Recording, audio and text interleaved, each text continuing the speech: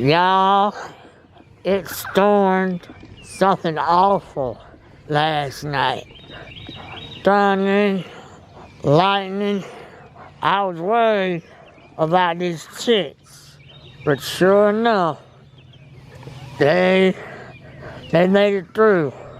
I didn't have not one casualty, and I'm surprised. The heat lamp stayed on all night. Everything worked out. They're in here eating the food that got soaked, obviously, but y'all know sometimes, or y'all know most of the time, I ferment my food anyhow, so that's no big deal. So I'm just happy that everybody survived. But let me tell y'all this, I wouldn't recommend having small chicks like that little one there out here at this age. The only reason that they all survived was A, because of the heat lamp, and B, because there's so many of them. They put off their own body heat. So I got lucky.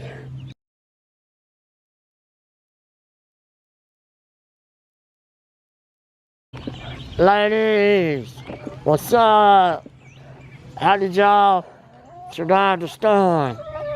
Got a little bit of water. Y'all got a little bit of food.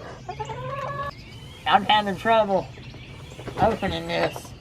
I went down crowbar. See if I can pull it open with this. There we go. I got one hand sitting in there. See that baby? 1, 2. I said 2. See how many I got? Put it right here. Be a little gentle about it. 3. So I got 3. I'm gonna leave her alone. Maybe she'll lay me another one. And I also got a white hen in the back laying an egg. I might have overfilled this can full of water. Hopefully I don't spill too much of it.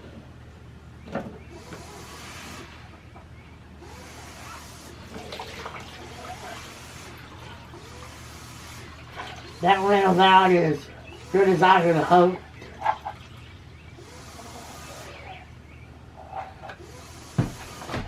And if you haven't seen my other videos, the reason I strain and soak the feed is because, well, I soak it so it lasts longer. I strain it because all the bad bacteria is in the water. And I just want them to eat the rain. It doesn't have to be precise, but you want to do it as best you can. That's good enough.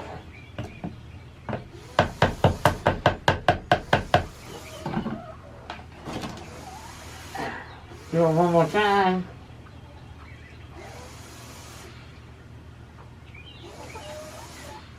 While that's going, I'll clean up my area and then we'll do this to the laying hens. I thought I would grab the bowl before I open the door. Seems they're giving me a hard time. Whoops! There we go. There we go.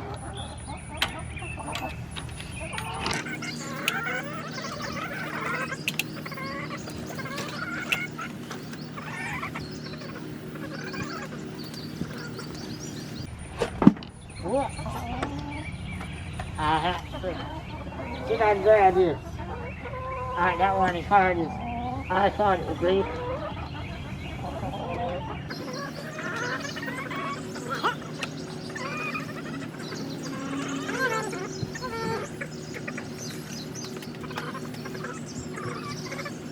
Alright, that's all of it. So they're fed.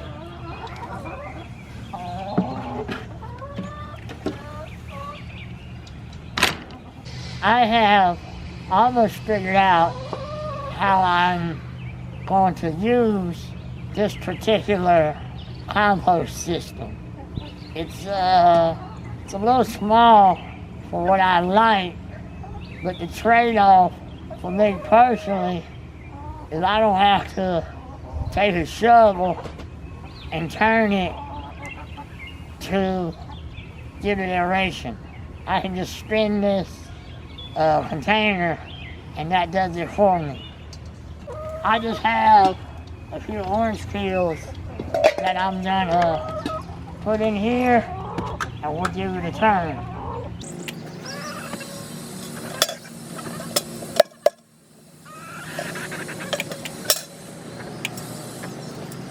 I'm gonna turn this and then I'll explain to you how I like to do my composting layers.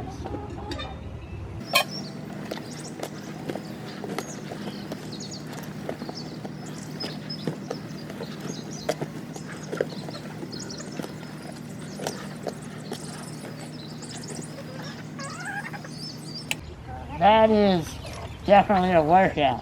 What I'm gonna do is get it all that in one pile, because with this device, when you spin it, it becomes a bunch of little clumps, and I want one mass so it heats up faster. The way I like to make my compost is what I traditionally done was use totes that different loads.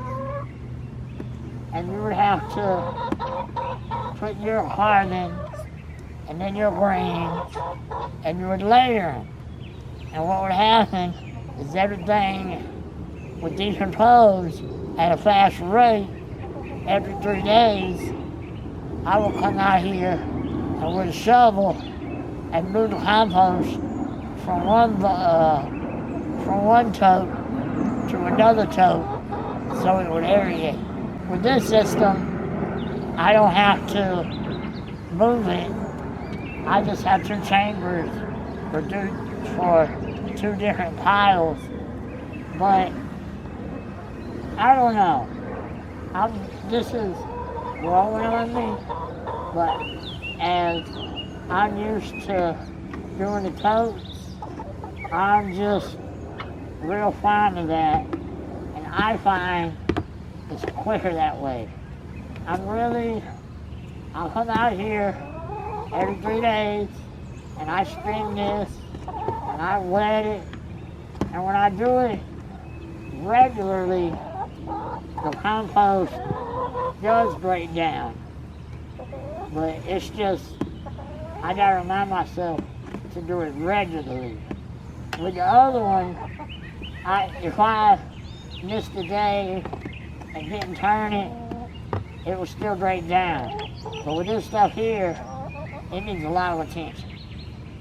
I got the water hose, and I'm just gonna spray inside. And like I said, get it in all one ball so it heats up.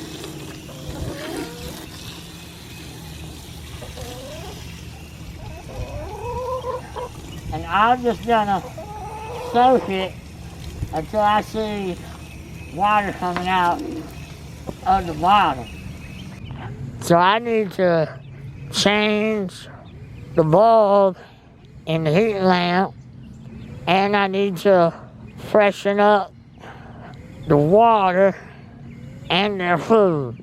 I mean, technically, they would be all right because since it rained, as I said this morning, the food got inadvertently soaked. So they got plenty of food. So let me go ahead and change this light bulb so tonight the smaller chickens will have enough heat. Well, y'all, I almost paid the ultimate price last night with my chickens. I decided that yesterday they was old enough to go on grass permanently.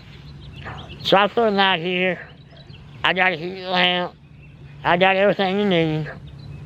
But I didn't realize it was fixing to storm something horrible. I come out here approximately 5 o'clock, and the storm was so bad that the tarp I had put over them had blown away. The net, the little aluminum net, was laying about 10 feet away, sitting in the driveway. That storm was rough. Well, I got lucky, but the moral of the story is really pay attention to the weather forecast. This is how I found the baby chickens at 5 o'clock this morning, all huddled up in that box together. They was wet, but they was all right. I just think it's funny that it's 80 degrees and they're all huddled up. Alright, y'all. Well, if you enjoyed the video, hit like, hit subscribe, hit the notification bell. And as always, thanks for watching.